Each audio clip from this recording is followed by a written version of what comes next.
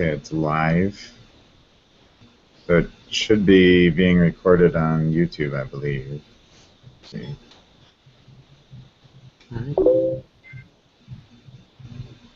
So you want to get started then? Yeah, let's go ahead and get started. Well, welcome everyone. I'm here with Barry Cordero, the interim CEO and president of SHPE. Tonight we're going to be discussing a few concerns from a student perspective that many members still have. Thank you, Barry, for being here. Hi, thanks for having me. Sorry, I'm a little scrubby. I'm in the middle of moving. We just moved to California. I'm on paternity leave right now, but hope you don't mind. Haven't shaved in a while. So good to talk to you, and I hope everyone gets a chance to see this video. Definitely, and thank you for giving us your time. So first off, I'd like to start with introductions. So just so everyone knows, my name is Tom Cruz, and I'm currently a student at Stevens Institute of Technology.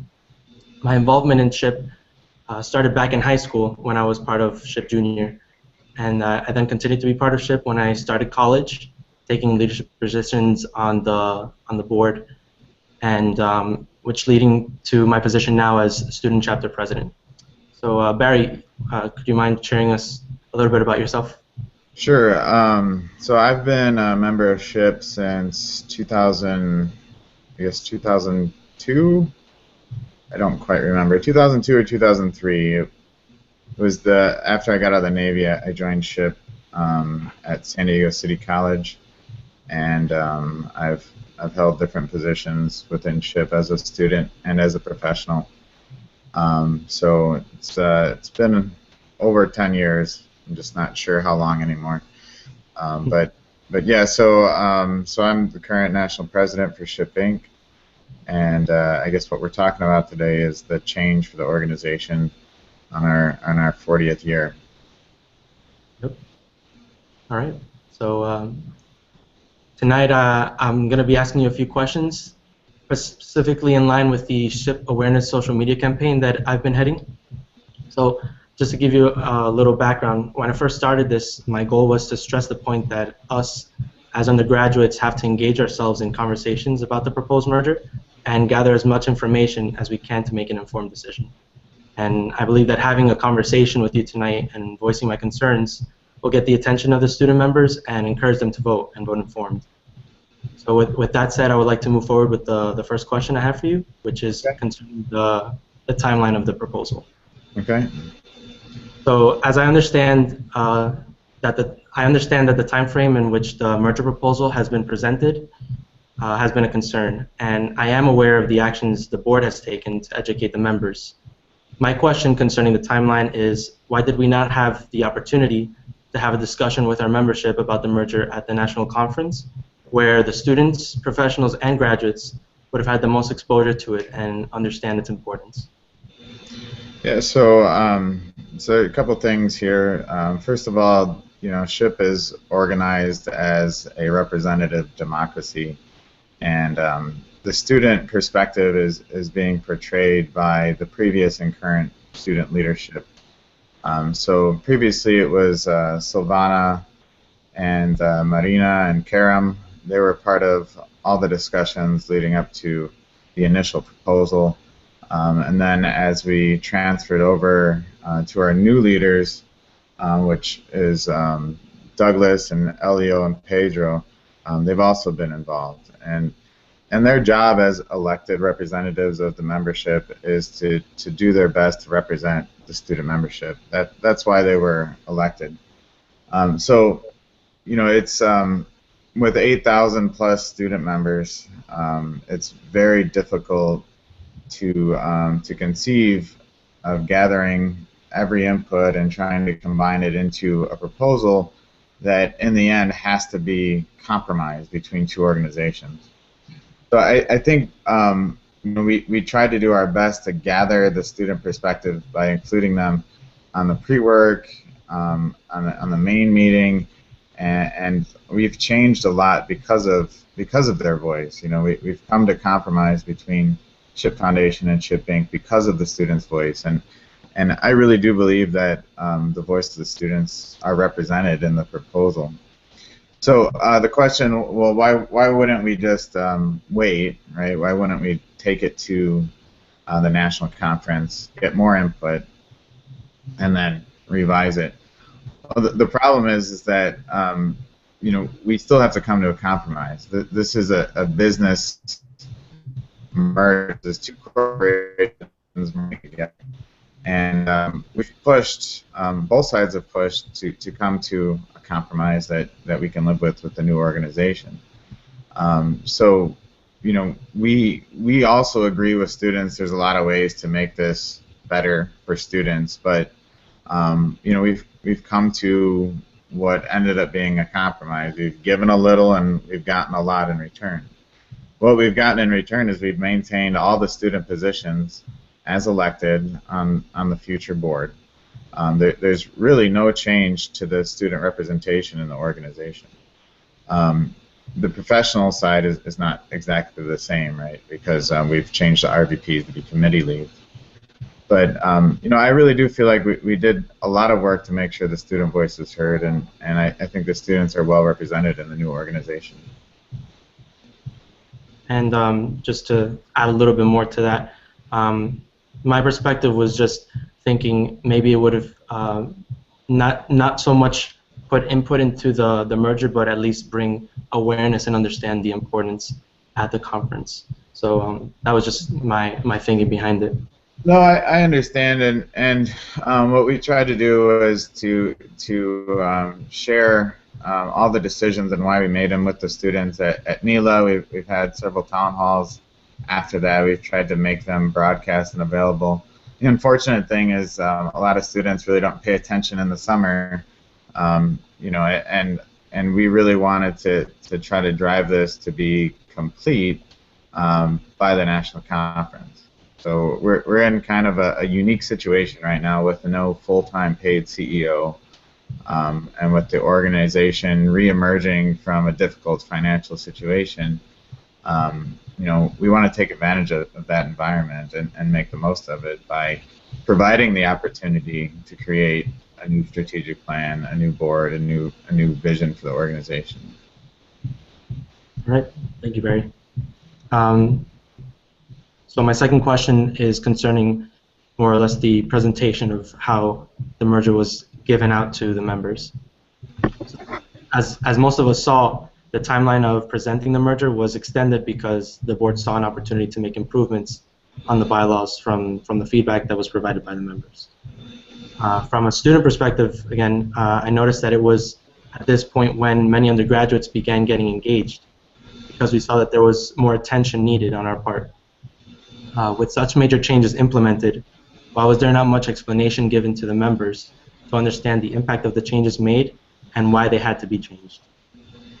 Yeah, so a couple of things on that. So the timeline was extended not necessarily because of, not necessarily directed because of the feedback, but really because we realized after further consultation that the original advice we had was a little bit misleading, and that our original direction to form like a true membership organization, we were led to believe that that wasn't possible.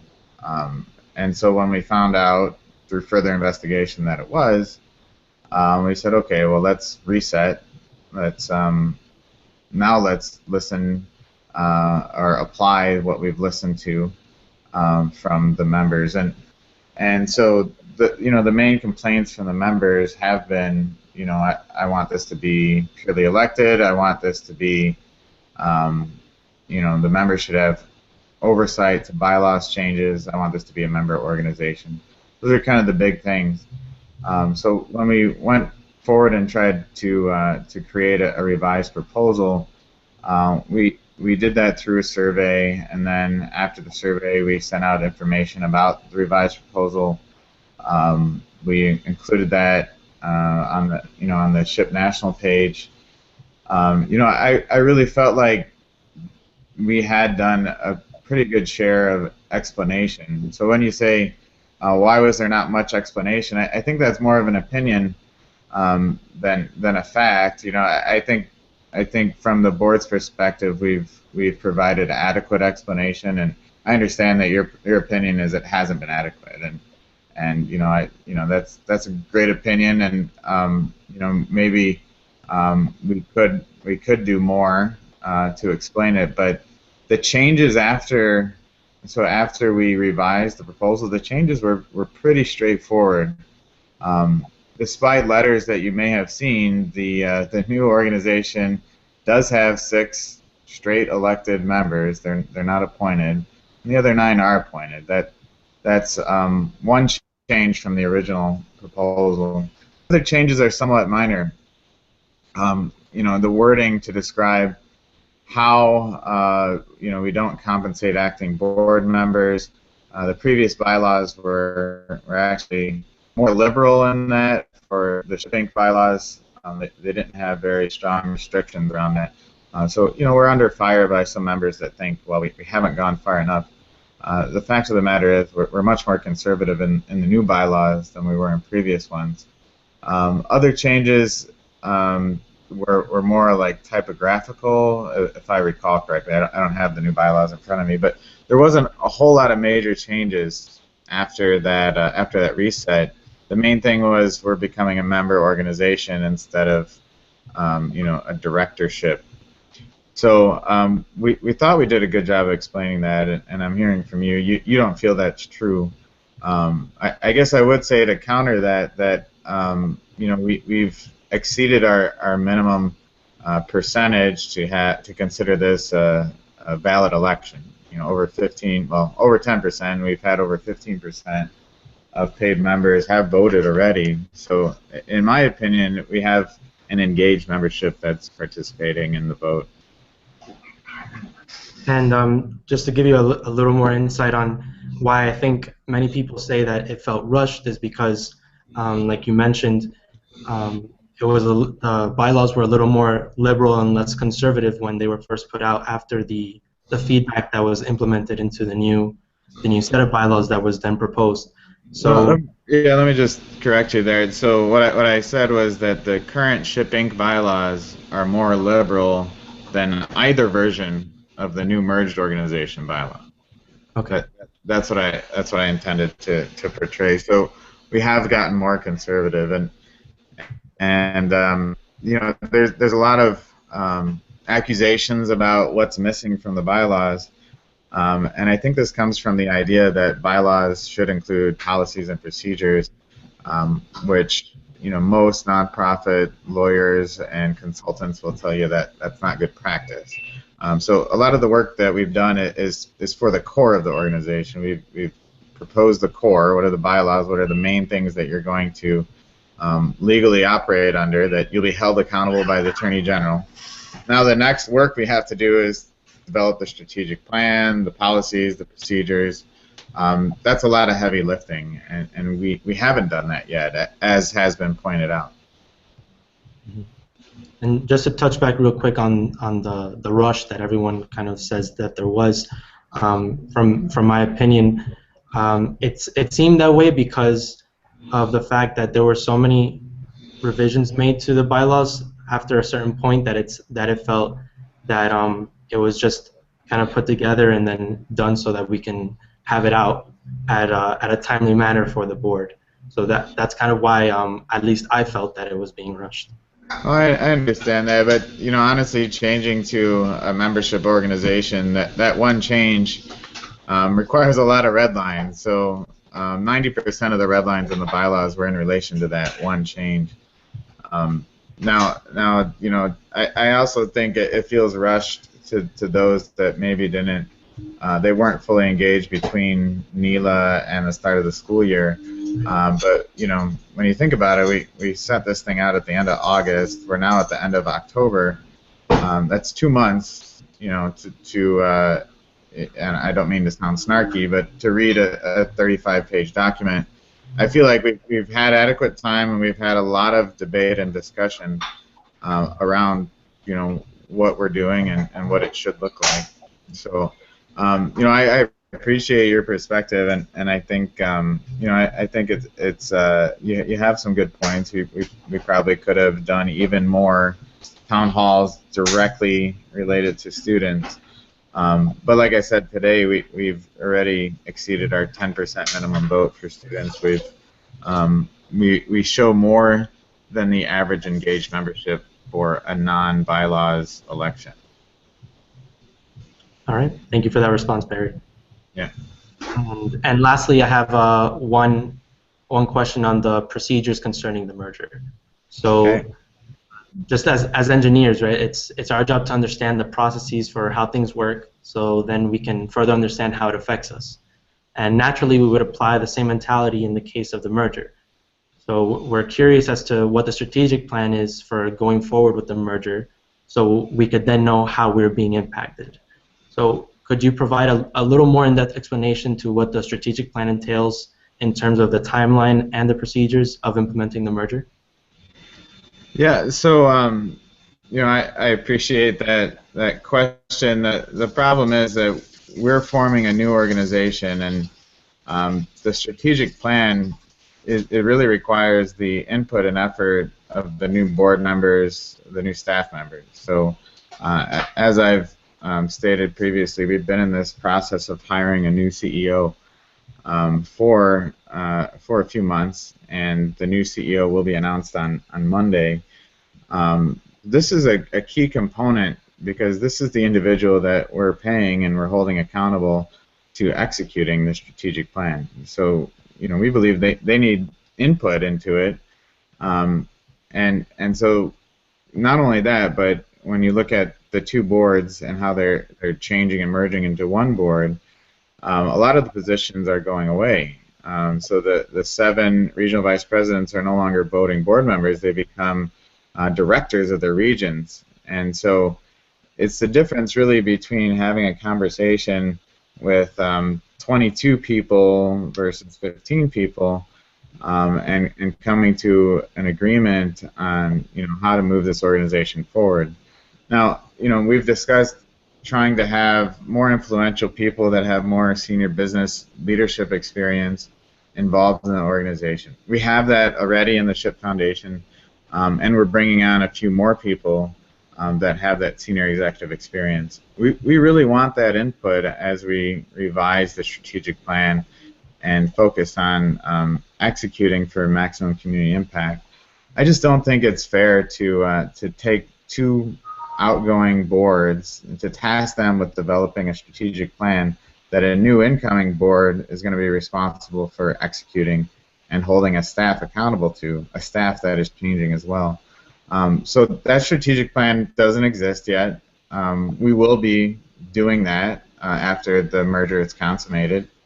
So that has to be, has to be approved a second time by the Attorney General. And we're projecting that's going to happen sometime in mid-November. So what is the timeline? I think the main timeline is mid-November we'll be consummating the merger, which doesn't really mean anything except we say, okay, here's the official start date, right?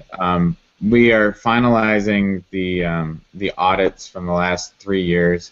Those audits were due to be done by the end of October. That's today. But it looks like we're running about a week behind, and our auditor will be in the office to finalize the audits next week. So having audited financials for 3 years, having the new board and staff together, this really gives us adequate information to help us develop that new strategic plan. So with the audit completing and then being able to consummate in mid-November, the new CEO starts in early December. So what I'm expecting is that mid-January to late January we'll have a new strategic plan that will include revising policies and procedures that really need revising, even if we weren't merging, and it will include new action plan, new focus on programs, and how we're going to continue to grow as an organization. Yeah, and so thank you for that. And the reason why it was a concern for me was because, at least in my experience, when for example, in a company, they're implementing a whole new project that would change the infrastructure of, let's say, a data center. Um, it's I've seen, the plans, and regardless of people coming in and out of leadership positions or manager roles to implement it, there's always something that I've been able to see that we can follow, and regardless if it doesn't get followed to the T, it is switched around depending on the time and the constraints that it has. So it's just a little worrisome to see that we don't really have anything in set for this organization going forward. I guess the counter argument would be that the members, a lot of the members, are on the fence about the merger. So this merger can't happen without the member vote.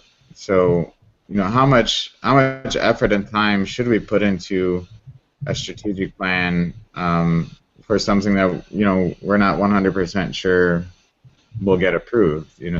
I think there's been this assumption by some members that this is going to happen no matter what. But the fact of the matter is, people have to vote. If we don't have enough votes, or if we have enough votes against the merger, it's not going to happen. So that the entire strategic plan and initiative would kind of go down the toilet. So I mean that's one perspective, and I think a lot of people believe that it is not going to happen. I'm confident that it's going to go through. I've had a lot more positive and engaged conversations from members than I have negative and opposed. But you just don't know, and I cannot know until after the votes are tallied. But like I said, I think we're in such a strange position right now that we really have to be careful not to stretch our necks out too far and set ourselves up for executing something that we may not have time or resources to execute to. But so anyway, yeah, I think it's a good comment. But the the timeline is really end of next week. We're hoping to finalize that the audit, which should answer a lot of the accusations that are being made by individuals, and that should close out our financials for 3 years. In addition to that, our new CEO starts late December. We hope to have Attorney General approval for the merger by mid-November, and ready with a new strategic plan, new policies and procedures by late January. All right. Well, thank you, Barry. Those are all the questions I have for you, and I appreciate the time that you took out of your leave to answer these questions and have this conversation with me. So I appreciate it. Sure. Yeah. I just want to say that there's a lot of emails going around from people that are very passionate and they have the best intentions for the organization. And I respect that. This freedom of speech. However, I think you just have to be careful when you read emails from individuals. A lot of times facts are stated, or opinions are stated as facts, and when you read into things, you may assume that what someone has written because of their previous positions makes it a valuable and true statement, but a lot of that isn't true. I honestly, the board doesn't have time to respond to every single accusation and comment, and I just hope people will ask the board, who is currently serving and has the information in front of them, to respond to individual questions. And I believe that every individual board member has made themselves available and will continue to do so if members have any questions. But in the end, everyone has to vote. By not voting, you're not helping the process at all. We need to hear people's voices, whether for or against.